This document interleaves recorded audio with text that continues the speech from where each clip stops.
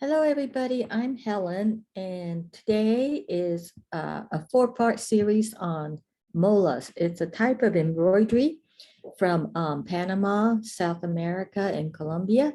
And I'm going to do a screenplay real quick, and we will, hold on just a second. Okay, let me do a screen share. Okay. So anyway, we're going to do molas, and they're actually the handmade clothing of the indigenous people of Guna in Panama, off of an island, and Central America and Colombia, South America. It originally was the body painting, the geometric body painting of the Guna people. And then it became woven patterns. And then as the European Europeans came, the European cloth was used. Okay, so mola just means clothing in the Guna language. And they're basically started out as geometric designs. And then they progressed to designs of nature, animals, and things like that. Originally, the people had body painted body designs, and they were basically geometric. And when the missionaries came, they had to be clothed, so they transferred these designs, these geometric designs, to their clothing in the form of kind of like square panels on the front and on the back. And then they eventually started to incorporate designs of the nature. It's a reverse applique technique, which means you have layers of fabric, usually cotton, and then you will cut the different layers and tuck in the raw edges and stitch it clean, okay? So here are some examples. So this is a geometric example, and the top layer fabric is this brown burgundy color, and the next layer is probably this white, and then the next will be the black, and then the red, okay? And then some of the burgundy fabric was left on top. It could go on the reverse too. Now this, I believe, is, yeah, and then there are some other colors that are added on. So here is a woman selling a bunch of molas, and they tell me that the antique ones, since the women put them on the front and on the back of their clothing, they do take it off and put it on another clothing, okay, as the clothing wears out. So the antique ones would have a lot of stitching holes around the edges from where it was stitched onto the clothing. Okay, so if you look on the right-hand side, you see the molas right there. And then there's another one on the back. And their tradition, they have some kind of a headscarf and some kind of a legging and a certain type of skirt. So this is their traditional garment. Now this mola that's on the front panel of this blouse, this will be removed and put on another top or a blouse later on. So here is a mola that's in the shape of two bird-like creatures. And then we have the linear designs and the floral plant-like designs. And here's one with fish. So this one, it has these little designs here that replicate, that kind of like look like scales. Yeah. And we have one that's cat and very colorful. And if you look closely, it has embroidery added to it. So these are embroidery stitches, okay, on the whiskers, eyebrows, the dots, and the teeth. All right. Here's one of turtle, and then here's the same fish. So we have sea life. And this is maybe a baboon or a jaguar. I'm not quite sure what this is. Then the eyelashes will be embroidered. So we have a combination of reverse applique and embroidery. And here's one that's floral. and a simple bird one. And then here's one that is not as brightly colorful, but except for in this area, and just black and white, and it has a lot of impact. So let me show you how to get started with your mola. Okay, so what I would recommend is picking about maybe 3 colors of 3 different types of fabric. Mine happens to be linen, but cotton is recommended. And it looks like I have 4 colors, but it's really 3. I have this purplish color, and then I have the yellow, and then I have this coral color. Okay, so that's my bottom color right there. So what I did was I had the 3 layers of color. I drew out a design, okay? And then I stitched around a basting stitch where I cut it, so where I'm going to cut it, okay? And then I turned it inside and stitched the top layer. And then I cut the yellow one and I stitched that down. So that's all I did. And then I added embroidery stitches to make it a little bit, give it a little bit more dimension and add some interest. So this is just a simple abstract design, and I recommend you do a small one first. And I'll show you, see if you can see it closely. So I think you can see my embroidery stitching in there. And then you will need to get thread that is the same color as your fabric so that this little tiny stitches won't show, okay? On this one, I probably should have put it back because you can see my raw threads on the back. I put some binding on it. And then I decided to try one. And this time I did use cotton. And it's just basically not so many bright colors. So I did a cat, okay? The top layer is the black fabric. And the next layer is the white fabric, I think. Yeah. Now I'm going to hold it up close and you can see the tiny stitches. Let's see if I can see. Do you see the tiny stitches I use to stitch those pieces together? Okay. And then I added embroidery stitches. I'm not finished with this one yet, so I'll still keep working on it. Okay, so you can do something simple with just 3 different colors. So I'll show you this one that I'm working on right now as a demo piece for you. This one has 5 layers. 5 layers? Well, let's see. 1, 2, 3, 4, 5. Yeah, 5 layers. So it has 5 different colors. Okay. And the top color is this purple. And next is this green, the coral, and I only had a little bit of the navy, so I incorporated that. And then this, I think I covered all colors. Yeah. Okay. So what I did was I just, I'm trying to just make this more of a floral thing. So I just took a piece of paper, and well, this one's 8.5 by 11. I just cut it in half, and then I cut out this shape. So it opens up like this, and I didn't decide yet what I was going to do on the inside, but instead of tracing this shape onto your fabric, you want to trace this shape, okay? It's kind of flimsy, but, and the reason why is because your mind needs to think in reverse here, because you're going to, this area is going to stay, okay? And then you're going to start cutting away from that area. So what happened here is I did that, okay? So I traced that onto the purple. That's all that you could see at first. And then I cut out, before I cut it out, what I did was, do you see my basting lines? Okay, so I put my basting lines around here because when I cut out this area, I didn't want this guy to be flopping around. I wanted this thing to be stable, okay? And then I put the basting area in, and then I cut it out. Now I did have to make little notches, okay? So that when I turn it when I turn the raw edge in, all right? So when I turn the raw edge in here, it will make a nice clean curve.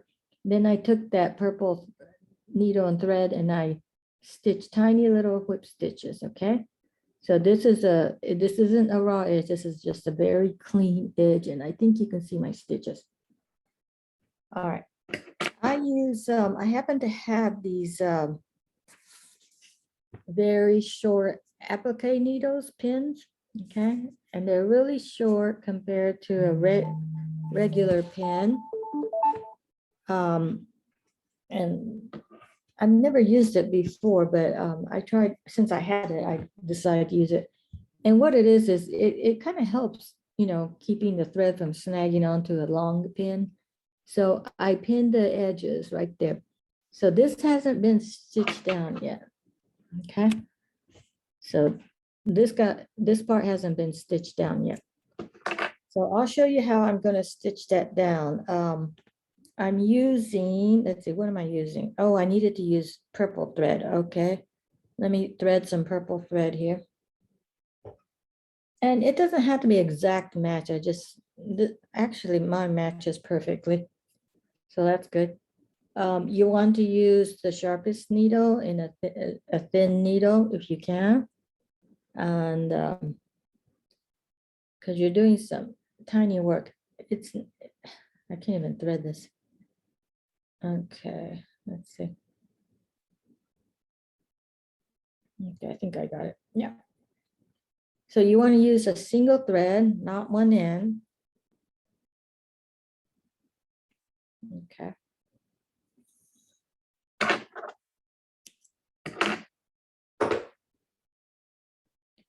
So I'm using a single thread with one end knotted. Okay. This one's pretty long. All right. Let's see if I can do this on camera. Let's see if we can see this. All right. So I stopped here. Yeah. So because I'm going to cover this back, probably. I'm going to go put the knot in the back, okay? So I come through just really close to the edge right there. Now, this white stuff is all my basting thread, is to keep all the layers together. And I really need to go through all layers, but this last fabric, it's a double weave fabric and it's just really thick. So sometimes I catch it and sometimes I don't, okay? And you want to be about, you want to aim for about 1/8 of an inch spacing in each stitch. So all I'm doing is just very close to the edge. I'm putting the needle very close to the edge, and then I'm coming out there close to the purple, and that keeps the stitches are almost invisible here. Okay. So we want to go close to the edge like that. Okay, so this isn't really hard on your fingers or anything. It's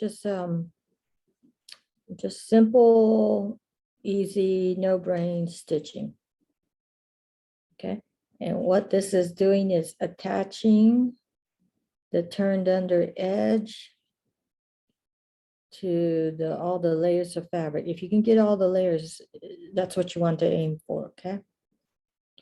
Now, right now, my design looks super plain and kind of odd, actually. But once I get it all stitched up, and then I add embroidery stitches, just basic plain embroidery stitches. You don't have to be an embroiderer. It's gonna really it's really gonna come together and look good. And if I wanted to, I can also attach pieces of fabric on here. So, oops, I got a knot.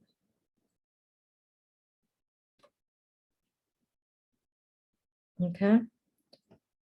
Let me go ahead and, since I'm so close to the end here, I don't know if you can see this very well, but since I'm so close to the end, I'll go ahead and finish this up. So I'm putting it in just slightly under the edge of this, and then coming up right on the edge of this purple fabric.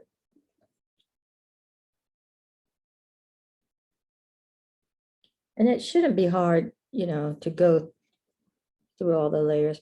Sometimes, like some cottons, might be a little bit tough to sew through. Probably it could be woven super tight, but it might be that the, especially on dark cottons, the dye kind of like, it's hard to stitch through the dye. Somehow the dye particles get in the way somehow, or the dye strengthens the fiber of the cotton or something. But it seems to be kind of hard to sew. Now I'm just using this layer. The purple is cotton. Everything else is linen. It's just scraps I had from leftover from other projects. So the linen is wonderful to sew through, you know. This is soft linen too. It's not crispy linen. So I just happen to keep all these scraps of colors that I like. Okay, so when I finish, I'll take the needle to the back, and then we will just knot it. And this is actually heavy linen that's been pre-washed. And after I knot it, I don't like that loose thread tail to show, so I kind of run the thread needle between the layers of fabric where you can't see it. Okay, so I got that one done, right? All right, now I'm going to keep the basting thread in because I might cut out this area too later on. And yeah, so now we're going to work on the second layer, which is the yellow green layer.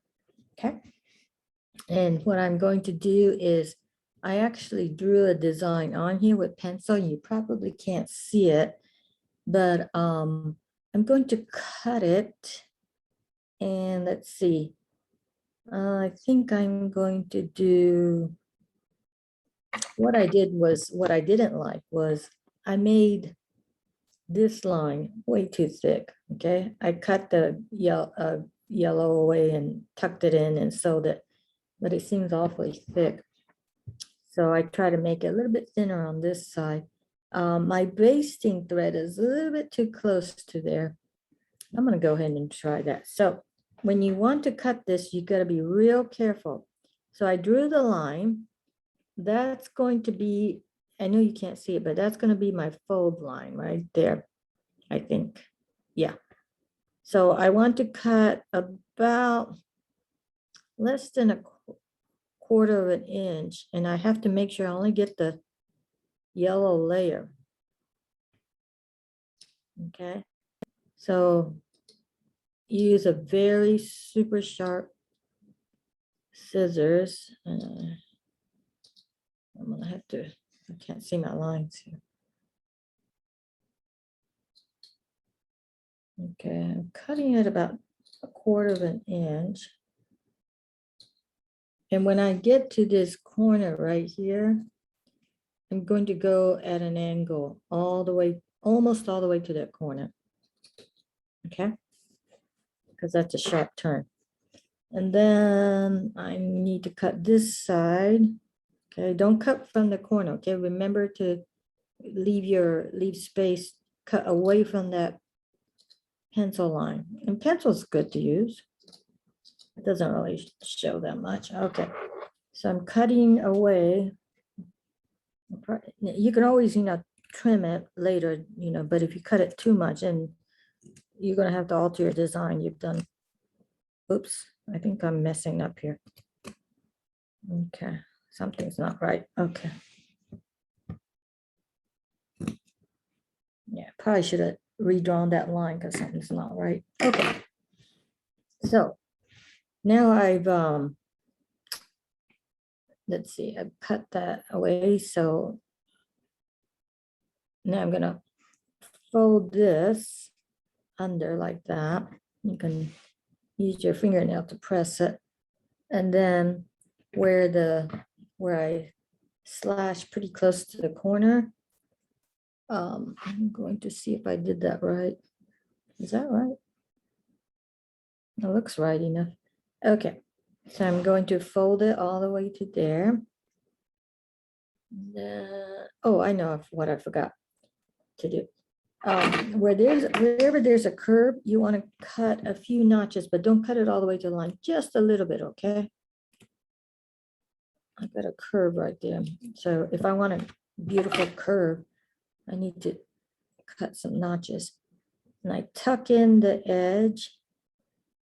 Okay, if you can't, if it's so tiny you can't tuck it, just get a needle or something. And as you stitch it, you can also use the needle to turn this under. Okay, now I've got to hold it down with little pins. Okay.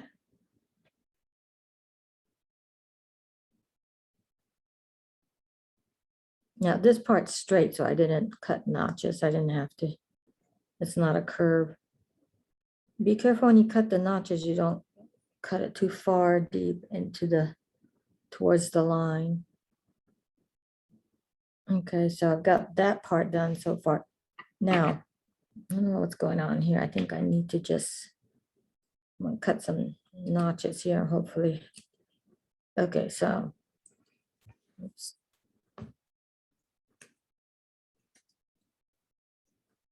Now, my thickness here might not be the same as there, might not end up to be the same as there. That's okay. I mean, I could aim for perfection, but sometimes I think when it's not perfect, it looks better. It just seems to have more character or feeling or something. Okay, so I cut be real careful, take your time doing that part. All right, now I'm going to turn this inside.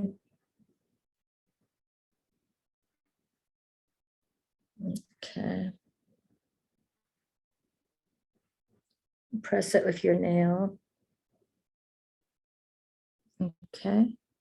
And, you want to get it as close as possible to what you're going to stitch here, but you can always turn it under more as you go, as you stitch.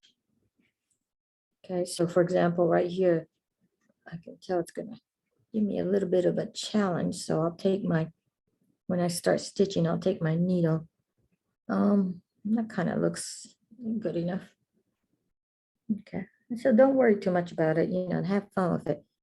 So in the beginning, if you want to try this, do a really simple design first on a small piece. You can always use it as a coaster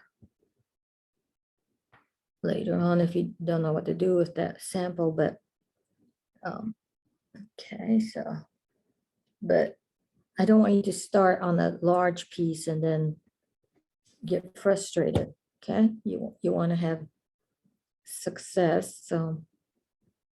Okay, so I got most of it turned under. Just finger pressing with your nail is fine. Okay. So let's see. I'm gonna clip a little bit here because it looks like it needs to go down more. Okay, so I didn't pin right here because as I stitch, I'm just going to take my sewing needle and scoot it under. Okay. All right. That's it's not perfect, but that's good enough. Okay. Now I'm going to thread the yellow thread because the fabric I'm stitching is yellow.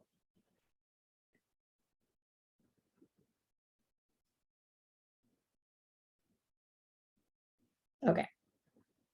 So once again, single thread knotted on the end. Let's see. Where am I starting? Okay. I am going to start kind of like, okay, my knot's going to be in the back. I'm going to start like around here. Okay. Okay. So once again, try to make your stitches about, if you can, about 1/8 of an inch. Oops, something came out. Okay, so I'm going to take my sewing needle and kind of like use that as a teeny tiny little finger. Okay, tuck some of that fabric in. Okay, here we go. Now, if this was machine done, and it was absolutely perfect, I don't think it would look as nice. Something about hand stitching, the unevenness, I think has more interest. I think it's much more interesting. It's kind of like machine embroidery. I mean, it's nice and it's perfect, but a hand embroidered item seems to be much more lovely, I guess, or interesting or something. Okay, so once again, I'm using the needle to try to tuck this in. And you probably can't see this very well. Let me see. That way.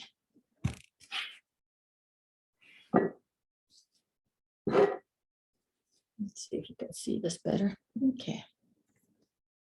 So here I go.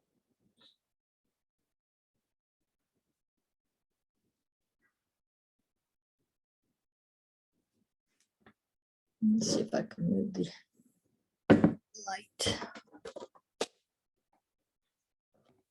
This side.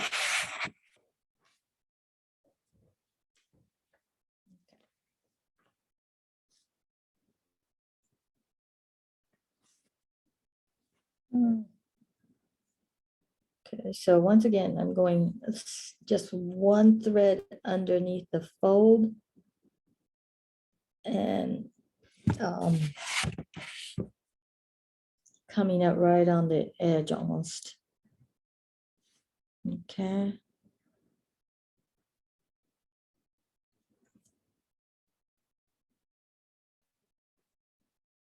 And then I'll take this out, make sure nothing moves.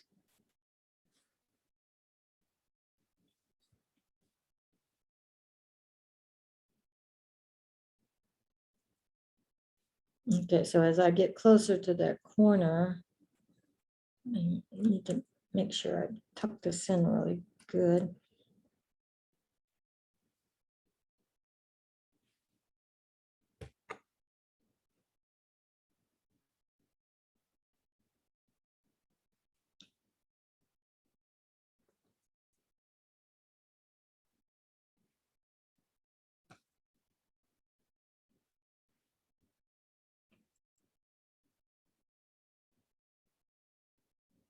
Okay, I'm coming close to this strange corner right here.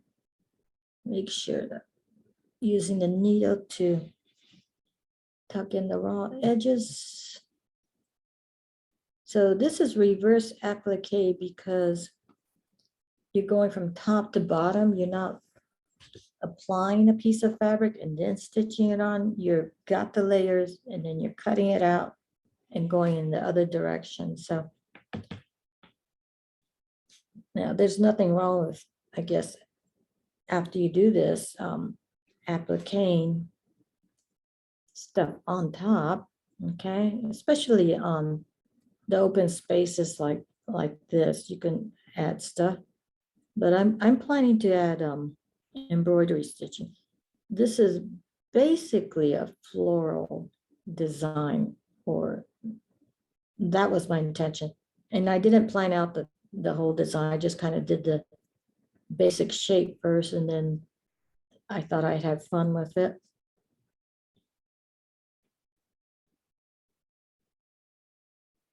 Okay.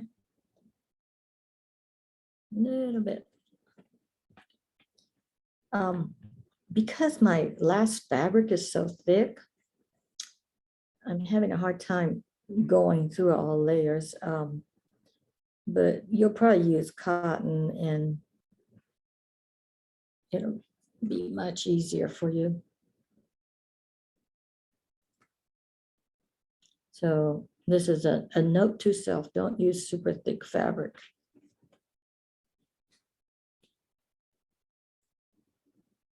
And you shouldn't be in a rush. This is kind of like the slow stitching movement. You know, you should enjoy doing each stitch, and you can even watch something online while you're doing this. Maybe even like discover more about, I don't know if they have a documentary or anything about molas, but I guess it won't hurt to just search. You can watch that to get inspired. They try to ban molas in the early 1900s because the president or whoever was in charge of the country in Panama wanted to westernize his country. And apparently there was a huge revolution. And now the people are allowed to wear molas. So it's kind of strange that there was a revolution partly based on something you want to wear, but I guess that happens. Okay, so we're getting ready to get to that funny corner. And I couldn't do it with my fingers, so I'm using the needle to try to scoop that raw edge in.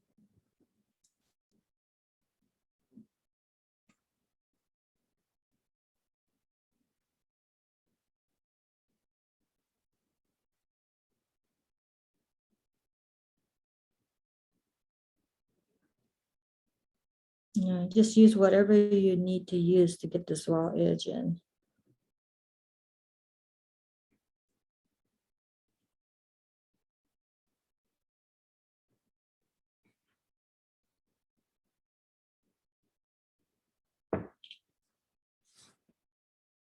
Right now, it kind of looks like an alien or something.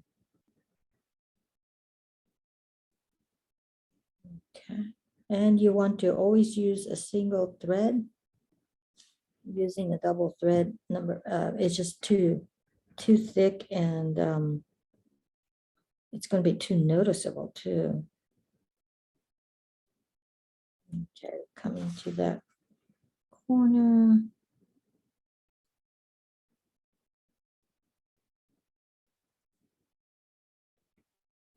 So see how quickly it goes. You think, oh my gosh, this is so much work. It actually goes pretty fast.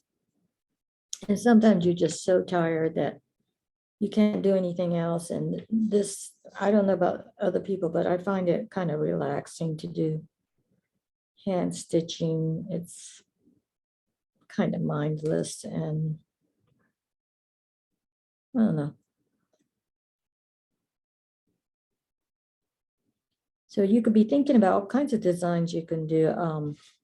You can probably even do, like, if you have a favorite sports team, you can do this technique using, make their logo. You could probably do letters, cut out people's initials, okay? Or if you have a grandchild that likes dinosaurs, maybe either a realistic dinosaur or abstract dinosaur design. And that might be fun to have hanging on this wall. You could use bright colors. Okay. All right, I'm coming to the end where I started. So see, it really didn't take that long. If you're watching, it might take long, but it might seem long, but when you're stitching, it's not really that long. Okay, so I'm going to bring it to the back and tie a knot. Okay, I'm keeping all the basting threads in, and I may need to add more basting threads later as I draw out some more of the design.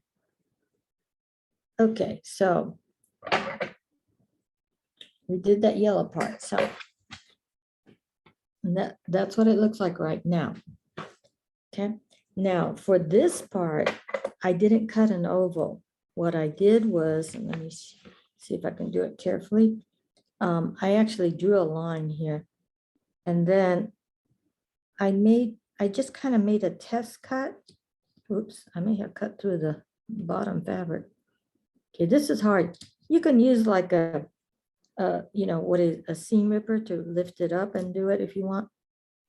Okay, I kind of cut it about just that little bit, and then I try to see how far it turned under, if it was big enough.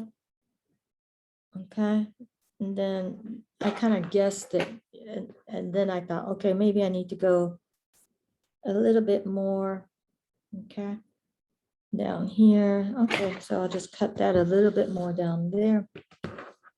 Don't go too far. Just a little bit, and I mean just a little bit. Okay, and then when you turn this under, it just made a natural curve. So I didn't cut an oval, I just cut a slit. Okay, pinning it. And then I just turn this under.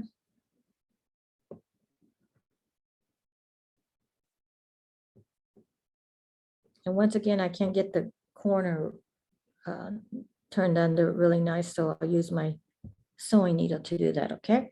So it looks like I should go a little bit further. Okay, so let me take that pin out. Just a little bit, I mean, because you won't believe how much it stretches open. Okay.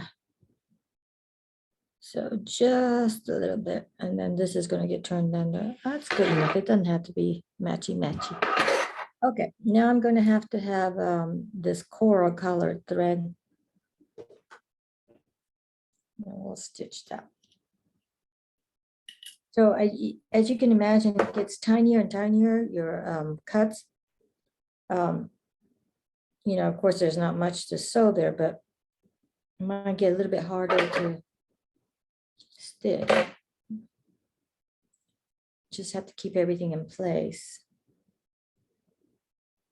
Okay, I think my hardest part is threading this needle. I've got a really tiny eye on this needle.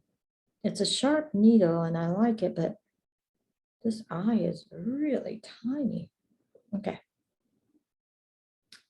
So I am going to tie a knot here. And I don't need that much because that opening is not that big.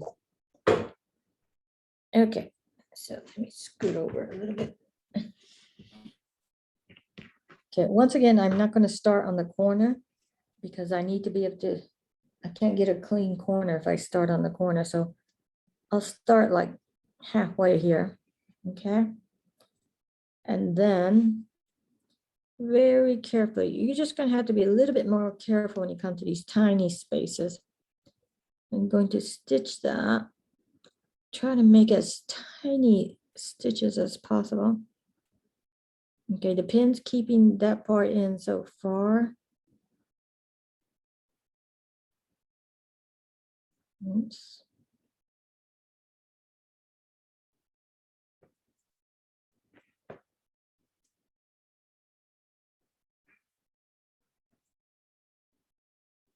Okay, I'm going to kind of tuck this in. Okay, sometimes on these little tiny areas, oops, where did my thread go? Okay, the sharp corners don't come out that clean. Maybe it just takes practice. So I'm using my needle to try to get it to go in. I barely have any fabric to work with here. Okay, I think I got that one. Okay, now I'm going to turn and tuck that in.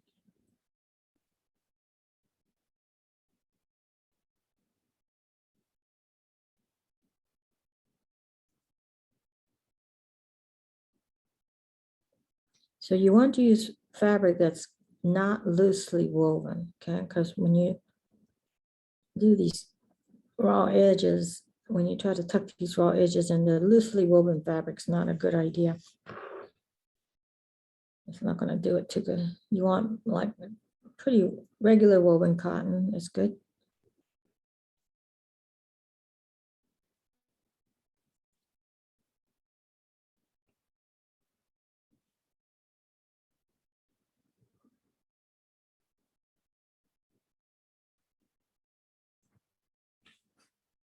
Okay, I'm heading towards this corner now.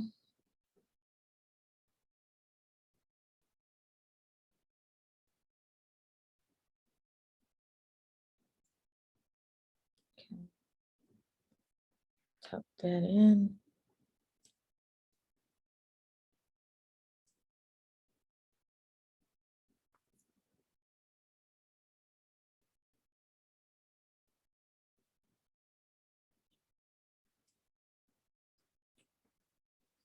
Okay, now I gotta do this corner. Sometimes I have to roll this to get it out of the way. Okay, so I'm going to tuck this in.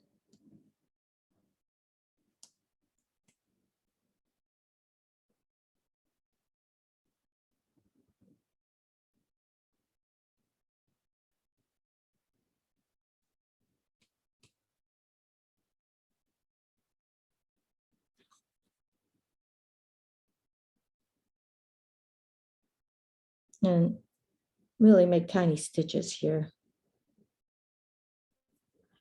When you make super tiny stitches, it's sort of like weaving into the fabric, kind of just becomes part of it. Okay, so I've got that part done. Okay, so these little small spaces are kind of hard to do, but it doesn't take long. Okay, tie a knot, and then I'm going to run it through the bottom layers. Okay. Okay. All right.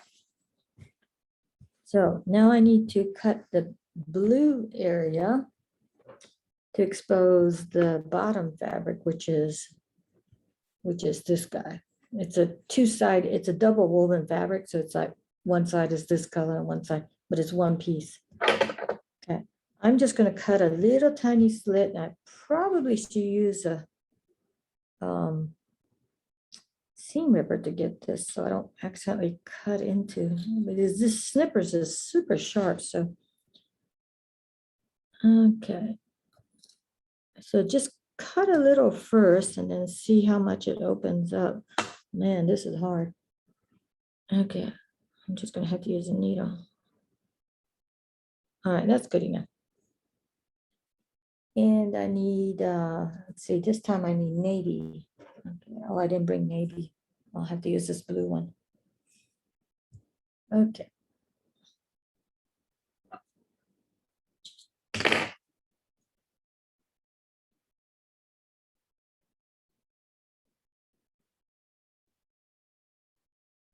You don't need that much thread. I probably would have been smarter to just have 4 or 5 different needles, one for each color, instead of undoing which one. Okay, so I've got a knot.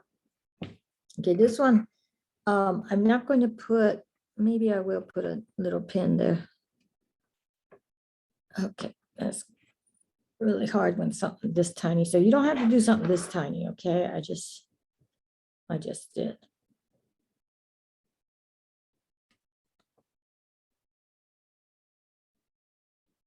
A little tiny pin there. And I can't open this up, so I'll use another pin. I really can't get in there. Okay, I'm just going to go ahead and start here. And hope for the best.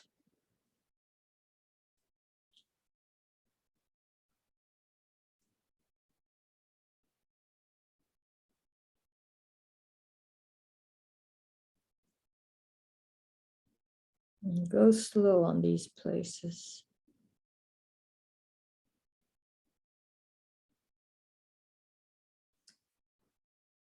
Let's say you accidentally cut a hole through the fabric and you didn't want it there. You can always cut out a little piece of fabric and applique it on there. Change the design a little bit maybe.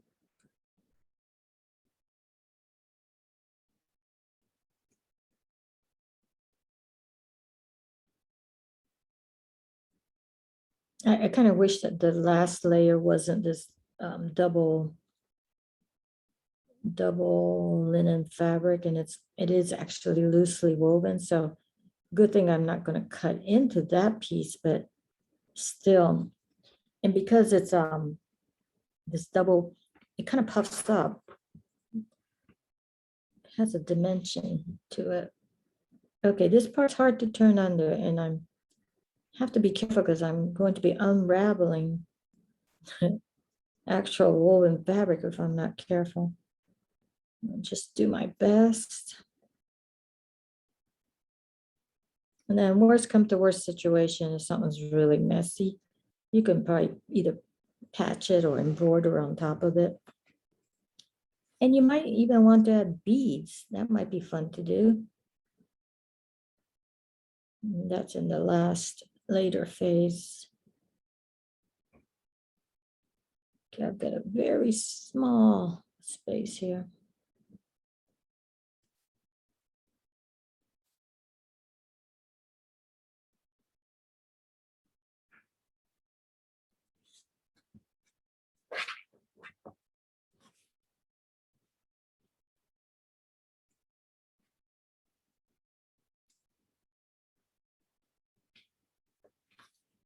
A little bit tricky here.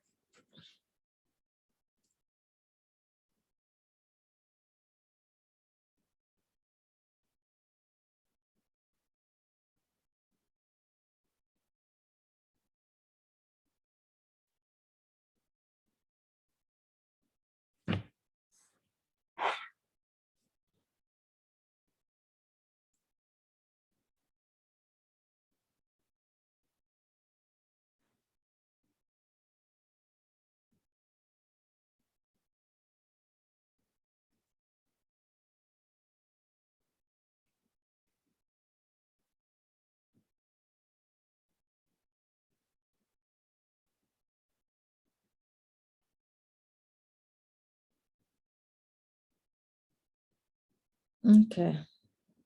Sometimes I go back and sew again because I just want to make sure nothing's going to stick out or whatever is going on here. Okay, so this is like I'm going around again.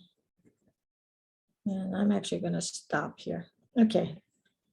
Put the needle to the back.